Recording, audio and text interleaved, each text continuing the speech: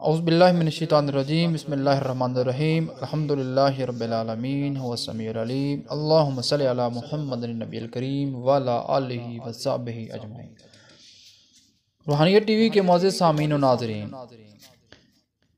آج کا میرا موضوع ہے کہ نام کیسا رکھنا چاہیے۔ شریعت محمدیہ صلی اللہ تعالیٰ علیہ وسلم کی روشنی میں بچے کا کس قسم کا نام رکھنا چاہیے۔ اس سے پہلے کہ میں گفتگو کا آغاز کروں، گزارش ہے کہ جن لوگوں نے ابھی تک چینل سبسکرائب نہیں کیا وہ چینل سبسکرائب کر لیں، ویڈیو کو آخر تک ضرور دیکھا کریں، لائک کمنٹ ضرور کیا کریں اور دوستوں کے ساتھ بھی شیئر کیا کریں۔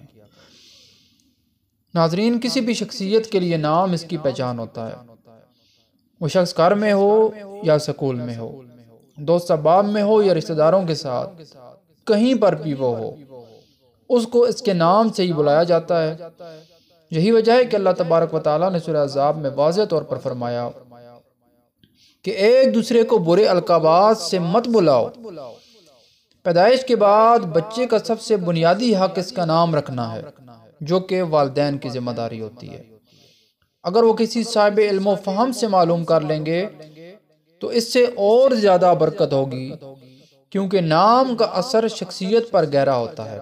چنانچہ رسول اللہ صلی اللہ تعالیٰ علیہ وسلم نے ارشاد فرمایا کہ آدمی سب سے پہلا تحفہ اپنے بچے کو نام کا دیتا ہے، اس لیے اسے چاہیے کہ اس کا نام اچھا رکھے۔ اسی طرح ایک دوسری روایت میں فرمایا، قیامت کے دن تم سب اپنے باپ دادا کے ناموں سے پکارے جاؤ گے، لہٰذا اچھے نام رکھا کرو۔ حضرت سعید بن مسیب رضی اللہ تعالیٰ عنہ فرماتے ہیں کہ میرے دادا کا نام حزن تھا، اور رسول اللہ صلی اللہ تعالیٰ علیہ وسلم کی بارگاہ میں حاضر ہوئے تو آپ صلی اللہ علیہ وسلم نے پوچھا تمہارا نام کیا ہے؟ اس نے کہا حزن۔ تو آپ صلی اللہ علیہ وسلم نے فرمایا نہیں، تم سہل ہو۔ انہوں نے جواب دیا نہیں، جو نام میرے باپ دادا نے رکھا ہے میں اسے نہیں بدلوں گا۔ حضرت سعید بن مسیب رضی اللہ تعالیٰ عنہ فرماتے ہیں کہ اس کا نتیجہ یہ ہوا کہ ہم میں اب تک سختی پائی جاتی ہے۔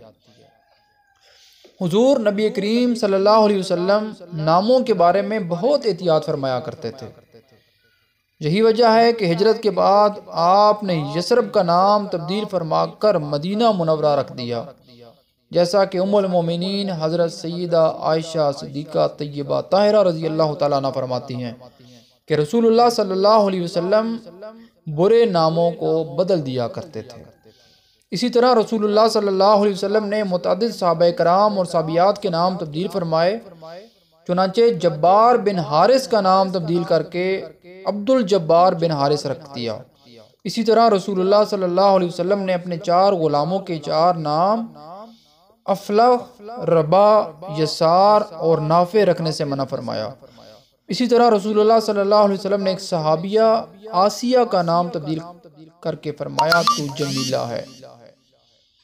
اگر ہم احادیث کا بغور مطالعہ کریں تو معلوم ہوگا کہ اللہ تعالیٰ کے پسندیدہ نام عبداللہ اور عبد الرحمن ہیں۔ اسی طرح نبی کریم صلی اللہ تعالیٰ علیہ وسلم نے ارشاد فرمایا کہ جس نے میرے نام کی برکت کی امید رکھتے ہوئے میرے نام پر نام رکھا، قیامت تک صبح و شام اس پر برکت نازل ہوتی رہے گی۔ اسی طرح ایک اور روایت میں فرمایا کہ جس کے ہاں 3 بیٹے پیدا ہوں اور ان میں سے کسی کا نام محمد نہ رکھے تو وہ ضرور جاہل ہے۔ شرکیہ نام رکھنے سے پرہیز کرنا چاہیے۔ اچھا نام ہمیشہ اللہ پاک کے ناموں سے، انبیاء کے ناموں سے اور صحابہ و صحابیات کے ناموں سے ملے گا۔ اس کے علاوہ ادھر ادھر کے نام رکھنے سے پرہیز کرنا چاہیے۔ اللہ تبارک و تعالیٰ ہمیں سمجھ عطا فرمائے۔ اگلی ویڈیو کا انتظار کیجیے گا۔ اللہ حافظ۔